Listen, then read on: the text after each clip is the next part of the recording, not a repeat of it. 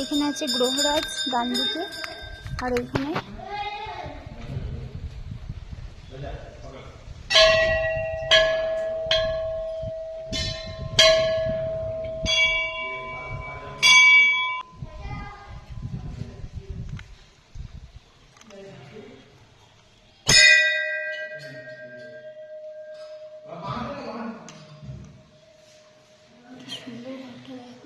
পুরো ঠান্ডা। ঠাকুরের কাছে আসলে একটা আলাদা রকম শান্তি হয়েছে। এই দেখো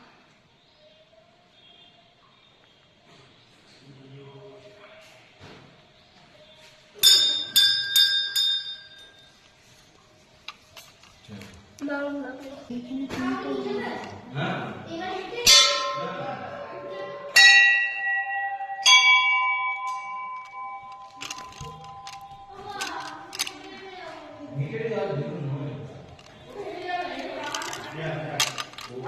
मंदिर पे पैदल जाए नीचे वाले